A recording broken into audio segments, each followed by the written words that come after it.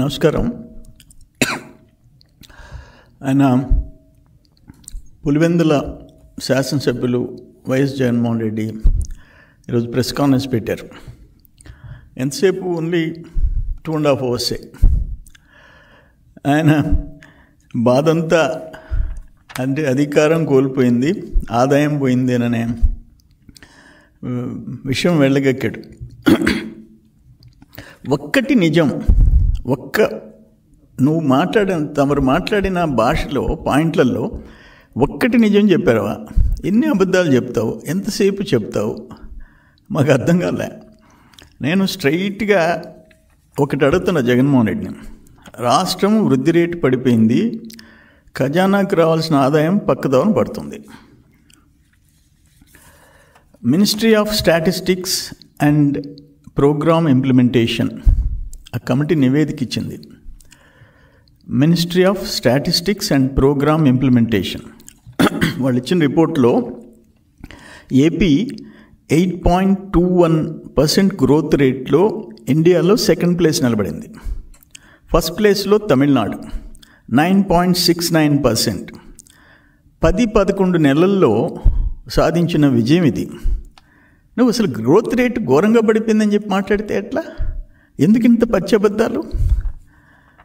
మాకు అర్థం కావటం లేదు. జగన్మోహన్ రెడ్డి ఒక ముఖ్యమంత్రిగా పనిచేసినోడు ఇంత స్థాయి దిగజారి మాట్లాడటం అవసరమా అంట? 2.5 hours విషయం కక్కుతుండవు. మేము వచ్చి 11 నెలలైంది. 5 నెలలు నీ విధ్వంస పాలన, రాష్ట్రాన్ని వ్యవస్థలని సర్వనాశనం చేసినోడివి నువ్వు. వాటన్నిటినీ కవర్ చేసుకొని ట్రాక్లో పెట్టిన ప్రభుత్వం కూటమి ప్రభుత్వం, చంద్రబాబు నాయుడు గారి అనుభవం. దానికి ఇంత పచ్చి అబద్ధం చెప్తే ఎట్లా? మీ వాళ్ళు కనీసం నీకు ఫీడ్బ్యాక్ ఇవ్వరా? లేకపోతే తెలిసి తప్పులు చెప్తున్నావా, అబద్ధాలు చెప్తున్నావా? అప్పుల గురించి మాట్లాడతాడు. ఆఖరికి తమరు మద్యపాన నిషేధం విధిస్తాను అని చెప్పి నమ్మించినోడివి నువ్వు. చెప్పి వాళ్ళ గొంతు కోసి 1000 మంది ప్రాణాలకు ముప్పు తెచ్చినోడివి. మా వాళ్ళు ఇన్ని సంవత్సరాలు తాగుతారని చెప్పి మరో 10-15 సంవత్సరాలు తాగుతారని తాకట్టు పెట్టినోడివి. మద్యపాన నిషేధం అని చెప్పి ఇంకా 10 ఏళ్ళు తాగుతారు అని ఆ అప్పులు ఎవరు కడుతున్నారు? ఆ మద్యం తాకట్టు పెట్టిన లిక్కర్ మీద, తాకట్టు పెట్టిన అప్పుల మీద వడ్డీ ఎవరు కడుతున్నారు? నువ్వు 3 లక్షల చిల్లర 60,000 కోట్లు అన్నారు. ఓకే, అది కరెక్టే అనుకుంటాం. దానికి వడ్డీ ఎవరు కడతారు? ఈ ప్రభుత్వం కదా కట్టేది. ఇంచుమించు 40,000 చిల్లర కోట్లు వడ్డీ కట్టాలిగా. ఎవరు బాధ్యులు వీటన్నిటికీ? ఆఖరణ ఆయన చెప్పటం ఒక మాట చెప్పాడు, పరిశ్రమలు రావటం తమరికి ఇష్టంలే. ఇప్పుడు ఒక్క SIBP మీటింగ్ 6 సార్లు జరిగింది. ఇండస్ట్రియల్ ప్రమోషన్ బోర్డ్ మీటింగ్ 4,95,000 కోట్ల పెట్టుబడులు, 4,55,000 మందికి ఉద్యోగాలు. SIBPలో అప్రూవ్ అయింది. ఓవరాల్గా 6 లక్షల చిల్లర కోట్లు మనకి పెట్టుబడులు వస్తున్నాయి. దాంట్లో రాయలసీమలో 3,19,000 కోట్లకి 3,19,000 కోట్ల పెట్టుబడులు ఒక్క రాయలసీమలో. ఇవన్నీ మీ కంటికి కనపడటం లేదా? ఒక్కొక్క సమ్టైమ్స్ ఒక మంచి ఇండస్ట్రీ వస్తుందంటే ఇన్సెంటివ్గా భూములు ఉచితంగా ఇచ్చిన సందర్భాలు ఉన్నాయి. భూములు ఉచితంగా ఇచ్చి, అటువంటిది నువ్వు ఉర్సా గురించి ఏం చెప్తున్నావు? ఉర్సా రూపాయి ఇడ్లీ వడ, ఒక మంచి పరిశ్రమ వస్తుంటే, పెట్టుబడి వస్తుంటే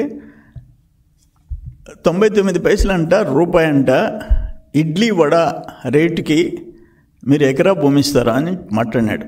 నేను ఒక్క మాట అడుగుతున్నా జగన్మోహన్ రెడ్డిని. 3 ఎకరాల 50 సెంట్లు ₹1,00,00,000 IT పార్క్కి. దాంట్లో 3 ఎకరాల 3.5 acres కోటి రూపాయలు. 56 ఎకరాల 36 సెంట్లు, ఎకరా 50 లక్షలు. 56 ఎకరాల 36 సెంట్లు, ఎకరా 50 లక్షలు వర్షాకి ఇచ్చింది. ఒక్క పని చేస్తాం, తమరు ఎమ్మెల్యే, నేను ఎమ్మెల్యే. తమరు యలహంకలో విశ్రాంతి తీసుకుంటూ అప్పుడప్పుడు వచ్చి ఇటువంటి సొల్లు కబుర్లు చెప్పిపోతారు, ప్రజలు నమ్మించేదానికి మోసం చేస్తారు. మీరు చేసిన విధ్వంసం ఇప్పటికీ మర్చిపోలేకపోతున్నారు. నేను ఒకటే అడుగుతున్నా, నేను తమరిని, ఇది కన్నా రూపాయికి ఇచ్చుంటే, ఇడ్లీ వడ రేటుకి ఇచ్చుంటే నేను రాజీనామా చేస్తా. సర్వేపల్లి నుంచి వచ్చి ఇక్కడికి వచ్చి రాజీనామా చేస్తా. తమరు యలహంక నుంచి వచ్చి పులివెందులకు రాజీనామా చేయండి. పులివెందులు ఎమ్మెల్యేగా, నేను సర్వేపల్లి ఎమ్మెల్యేగా రాజీనామా చేస్తా. ప్రిపేర్ అవుతాం, ప్రజల తీర్పుకు కూడా ప్రిపేర్ అవుతాం. అంటే ఇంత పచ్చి అబద్ధాలు తమరు చెప్తే, తమరు అసలు వ్యవస్థల్ని, 14th ఫైనాన్స్ పంచాయతీల్ని కూడా ముంచేసిన వాళ్ళు మీరు. తమరు ఆర్థిక వనరుల గురించి, ఆర్థిక వ్యవస్థ గురించి నువ్వు మాట్లాడతావా? 14th finance, 15th finance, SC/ST sub plan, central government ఇచ్చే షేర్లు, ఒక ఇరిగేషన్ వ్యవస్థ, వ్యవసాయ శాఖ, నీటిపారుదల శాఖ, రోడ్లు భవనాల శాఖలు, పంచాయతీలు, చిన్న పంచాయతీలు, అవి కూడా నువ్వు బటన్ నొక్కి వెనక్కి తీసుకున్నవి. అటువి తమరు మాట్లాడతారా? మద్యం తాగిస్తానని చెప్పేసి అప్పులు తీసుకున్న వాళ్ళు తమరు మాట్లాడతారా? నాకు అర్థం కావటంలే. అయితే ఇప్పుడు ఏంటంటే, మైనింగ్లో కేసులో జరిగే దాంట్లో తమరు జీర్ణించుకోలేకపోతున్నారు. అది న్యాయ వ్యవస్థ ముందుంది. ఇక్కడి నుంచి హైకోర్టు నుంచి సుప్రీంకోర్టు దాకా తిరుగుతుంది. న్యాయ వ్యవస్థ చూసుకుంటుంది ఎవరు తప్పు చేశారు, ఎవరు దోపిడీ చేశారు, ఎవరి గవర్నమెంట్లో బ్రాండ్ సెలెక్షన్, ఆ మద్యం అలవాటు ఉండేవాళ్ళు బ్రాండ్ సెలెక్షన్ ఎవరిది? నీ గవర్నమెంట్లో బ్రాండ్ సెలెక్షన్ నీది. నువ్వు చెప్పిన బ్రాండ్ తాగాల. ఇక్కడ అది కాదు. ఓపెన్ ఇండియాలో ఏ బ్రాండ్స్, ఏ కంపెనీలు ఉన్నాయో ఆ కంపెనీలు ఈరోజు వచ్చినాయి. నీ మాదిరిగా నువ్వు చెప్పింది తాగి సచ్చే పరిస్థితి ఈరోజు లేదు. దాని గురించి మాట్లాడుతుండవు. ఈరోజు అక్కడ లిక్కర్ కేసు కోర్టులలో జరుగుతుంటే నువ్వు ఉడికిపోతుండవు. అందుకోసం నోరు పారేసేసుకుని ఏదేదో అబద్ధాలు చెప్తుండవు. కానీ ఫైనల్గా నేను మరొక్కసారి నేను చెప్పేది ఏంటంటే, ఒక్కటికి 10 సార్లు చెప్పిందే అబద్ధం చెప్తే ప్రజలు నమ్ముతారనే కాడికి వచ్చావు నువ్వు. తమరు వచ్చారు. మళ్ళీ ఒకసారి చెప్తుండా, ఆ పరిశ్రమకి 56 ఎకరాలు 50 లక్షలు, 3.5 ఎకరాలు, ఎకరా కోటి, 56.36 ఎకరాలు, ఎకరా 50 లక్షలు. అది కనుక నిజం కాకపోతే, ఇది కనుక నిజం కాకపోతే నేను చెప్పింది, నేను సర్వేపల్లి ఎమ్మెల్యేగా రాజీనామా చేస్తా.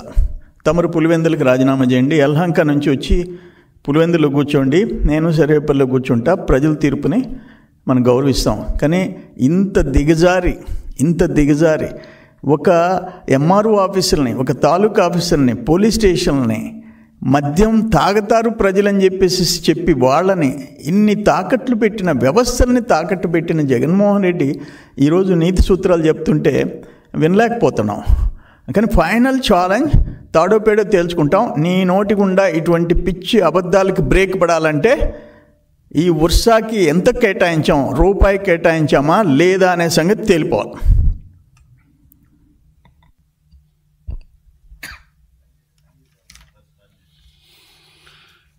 వైఎస్ఆర్సీపీ పార్టీ ఉన్నదే అని చెప్పడం కోసం ఈరోజు ప్రెస్ ముందుకు వచ్చినట్టున్నాడు జగన్మోహన్ రెడ్డి గారు. 2:30 గంటలు ప్రెస్ మీట్ అంట. తను ఎక్కడికి పోలేదు, గెస్ట్ ఆర్టిస్ట్గా అప్పుడప్పుడు వచ్చిపోతుంటాను, మీకేం భయం లేదు, మన పార్టీ ఉంది, భయపడొద్దని చెప్తున్నట్టుంది వాళ్ళ కార్యకర్తలకి. ఈ రాష్ట్రంలో 11 నెలల కూటమి ప్రభుత్వంలో ఏమీ జరగలేదని చెప్తా ఉన్నాడు. వృద్ధి రేటు అసలు లేదని చెప్తా ఉన్నాడు.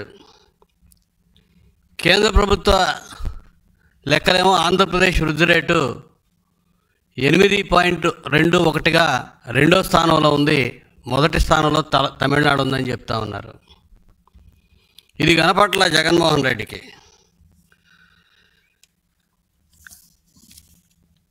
ఈరోజు ఏదో ఒక విధంగా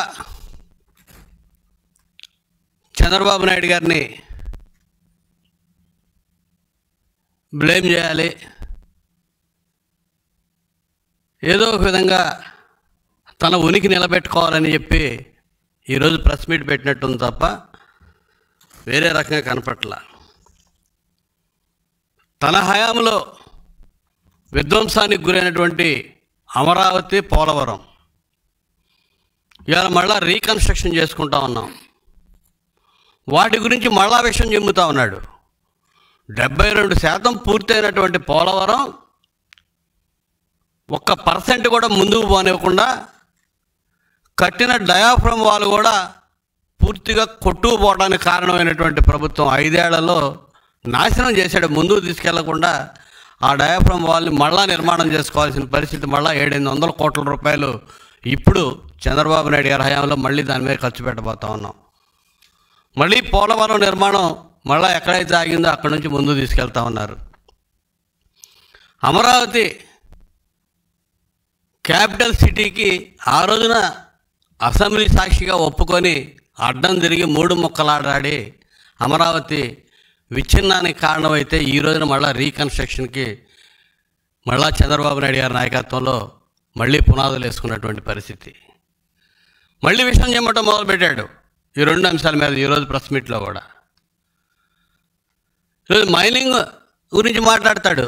సిగ్గుండాలి మైనింగ్ గురించి మాట్లాడడానికి. మైనింగ్ పాపాలకు మొత్తం ఆద్యుడు నువ్వే. మీ తండ్రి ఉన్నప్పటి నుంచి వేసావు. ఓబులాపురం మైనింగ్ దగ్గర నుంచి ఇవాళ మీ అన్నయ్య జనార్దన్ రెడ్డి జైల్లో ఉన్నాడు. దానిలో కూడా నీ పాపం ఉంది. అక్కడి నుంచి చూస్తే నీ అధికారంలోకి వచ్చినాక ఏ విధంగా ఈ రాష్ట్రంలో కొండలు, గుట్టలు, ఇసుక, గ్రానైట్, సహజ వనరులన్నీ ఏ విధంగా దోచావో ప్రజలకు తెలుసు. నాశనం చేసి వదిలిపెట్టావు ఈ రాష్ట్రాన్ని. ఇంకా సిగ్గు లేకుండా మాట్లాడుతూ ఉన్నాడు ఈరోజు ప్రెస్ మీట్లో. సూపర్ 6 హామీలు అమలు కాలేదని చెప్తున్నాడు. మొదటి సంవత్సరం నువ్వేం చేసావు అధికారంలోకి వచ్చినప్పుడు? ఈరోజు చంద్రబాబు నాయుడు గారు 3,000 రూపాయలు 4,000 రూపాయలు చేసి పెన్షను మొదటి నెలలోనే ఏప్రిల్ నుంచి పెంచుతామని చెప్పి 7,000 రూపాయలు జూలై నెల 1 తారీఖు పెన్షనర్లకు అందించి ఇలా భారతదేశంలో ఒక రోల్ మోడల్గా నిలబడ్డాం. పెద్ద పెద్ద రాష్ట్రాల్లో కూడా ఇంత పెన్షన్ కోసం వెచ్చిస్తున్నటువంటి రాష్ట్రం లేదు. నువ్వు 3,000 రూపాయలు అధికారంలోకి వచ్చినప్పుడు ఇస్తానని చెప్పి, వెంటనే ఇస్తానని చెప్పి 250 అని చెప్పి పెంచుకుంటా పోయావు. ఆ విధంగా మోసం చేసావు ఆ రోజున. ఈ రోజున సూపర్ 6లో ప్రధాన భాగంగా ఉన్నటువంటి పెన్షన్ని 4,000 రూపాయలు చేసి అందిస్తున్నటువంటి ఘనత చంద్రబాబు నాయుడు గారి కూటమి ప్రభుత్వానికి.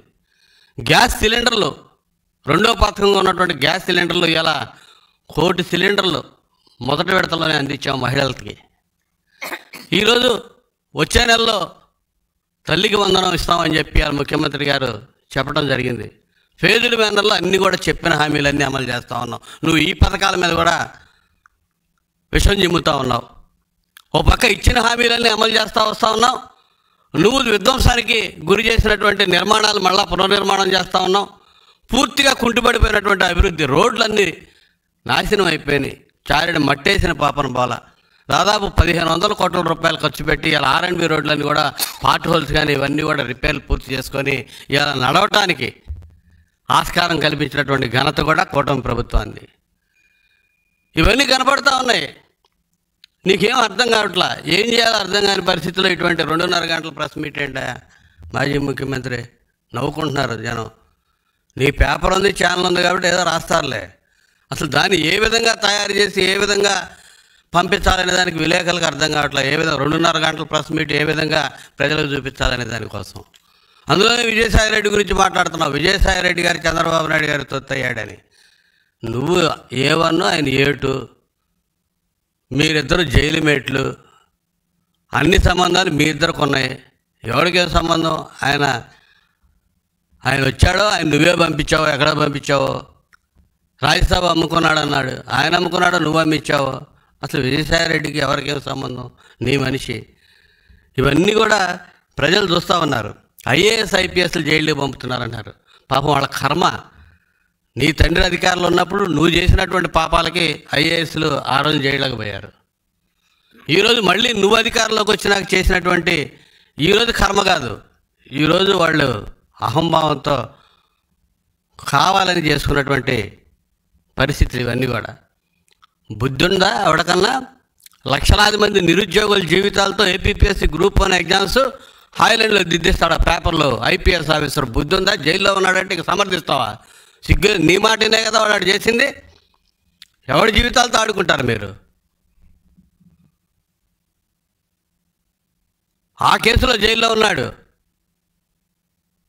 చత్వాని ఒక మహిళని ముంబై నుంచి తీసుకొచ్చి 2 నెలలు జైలుకి పంపించినటువంటి, అకారణంగా కేసులు పెట్టి జైలుకి పంపించిన దానికి జైల్లో ఉన్నాడు. నిరుద్యోగులకు సంబంధించి వాళ్ళ జీవితాలతో ఆటలాడుకున్నందుకు జైల్లో ఉన్నాడు. నీ మాట మీద నీకు దోచిపెట్టడానికి సహకరించినటువంటి ఐఏఎస్లు ఐపీఎస్లు ఇంకో రకంగా జైల్లో ఉన్నారు. వీటన్నిటికి నువ్వు కూడా బాధ్యుడివి. ఇవన్నీ వదిలేసి మీడియా ముందుకు వచ్చాను కదా అని చెప్పి ఏదో చెప్పాలి ప్రజలకి, నేను ఉన్నాను ఎక్కడ పోలేదని కనపడాలని. అసలు ఎక్కడ ఉంటున్నావు నువ్వు? ఆంధ్రప్రదేశ్ వదిలిపెట్టి నువ్వు బెంగళూరు టూర్ చేసుకుంటా కూర్చొని ఏం చేయాలో అర్థం కాని పరిస్థితిలో ఉన్నటువంటి నీకు ఇలా ప్రజలు నమ్మే పరిస్థితి లేదు. ఇవాళ నువ్వు విధ్వంసానికి గురి చేసినటువంటి రాష్ట్రాన్ని చక్కదిద్దుకోవడానికి, ముందుకు నడిపించడానికి అహోరాత్రులు చంద్రబాబు నాయుడు గారి నాయకత్వంలో కూటమి ప్రభుత్వం కష్టపడి పనిచేస్తూ ఉంది. ఖచ్చితంగా నువ్వు ఉమ్ము వేయాలని చూస్తే మాత్రం అది తిరిగి నీ మొహానే పడిద్ది అనేది గుర్తుపెట్టుకోమని చెప్పి హెచ్చరిస్తూ ఉన్నా. విద్రోహ దినం జూన్ 4 విద్రోహ దినం అని చెప్పి జరుపుతానంటా ఉన్నాడు. ఏం విద్రోహం? నువ్వు చేసిన విద్రోహాలని, నువ్వు చేసినటువంటి డిజాస్టర్ని బాగు చేయడానికి ఈ సంవత్సరం సరిపోతూ ఉంది. అయినా కూడా ఎక్కడ వెనకడుగేలా మొత్తం కూడా బాగు చేసే పనిలో ముందుకు పోతూ ఉంది ప్రభుత్వం. ఒక కన్స్ట్రక్టివ్ మెథడ్లో చంద్రబాబు నాయుడు గారి నాయకత్వంలో మొత్తం కూడా పేర్చి ఒకటొకటిగా పేర్చుకుంటూ ముందుకు పోతూ ఉన్నారు. ప్రజలు చూస్తూ ఉన్నారు స్పష్టంగా. ఇచ్చిన హామీలు అమలు చేస్తూ ఉన్నాం, అభివృద్ధిని పట్టాలు ఎక్కిస్తూ ఉన్నాం.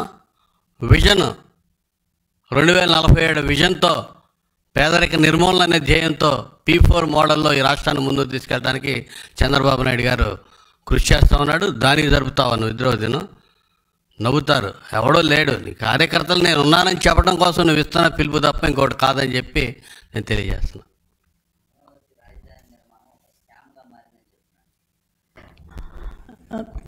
నేనేమంటానంటే ఆయన ఏదైనా స్కామ్ అని చెప్తున్నాడు. నేనేమంటాను, ఇప్పుడు ఓబులాపురం గాలి జనార్దన్ రెడ్డి జైలుకి పోయింది కూడా చంద్రబాబు నాయుడు అని చెప్తాడు ఒకళ్ళు అడిగితే. అది కూడా బాబు గారే అంటాడు.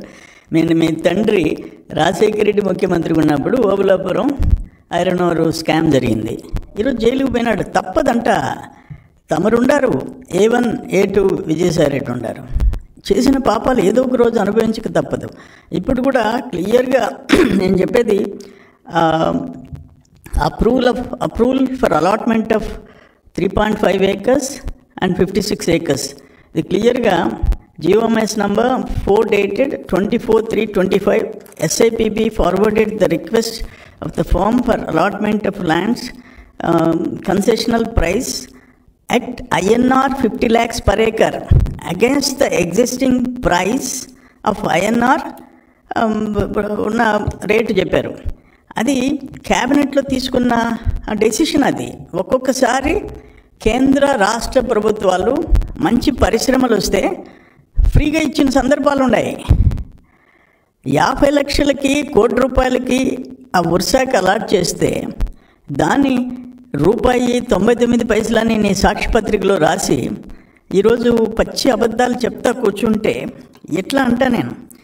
కానీ ఎవరికి పవర్ ఛార్జెస్, కరెంట్ ఛార్జీలు తమరి టైంలో 7 సార్లు పెంచారు. 7 సార్లు.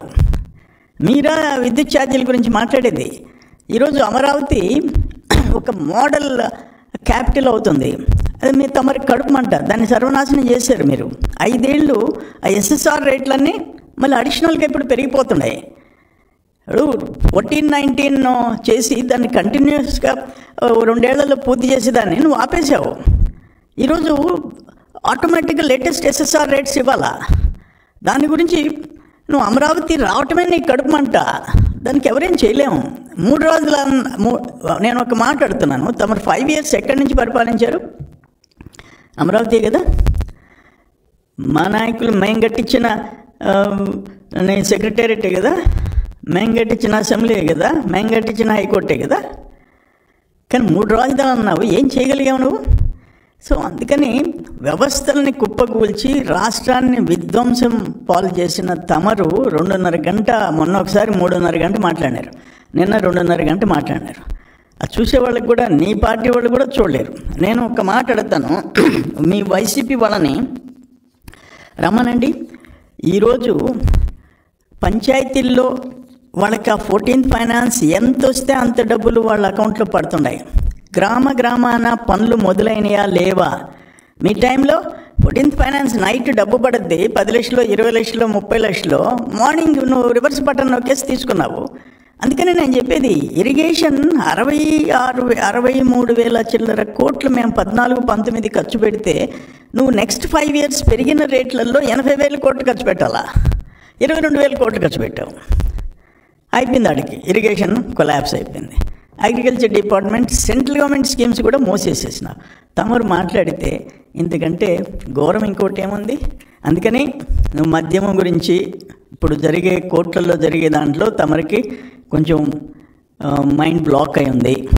ఇవన్నీ న్యాయస్థానాలు చూసుకుంటాయి, వాటిని గురించి మేము మీడియా ముందు చెప్పాల్సిన అవసరం లేదు. మాకు న్యాయస్థానాల మీద నమ్మకం ఉంది.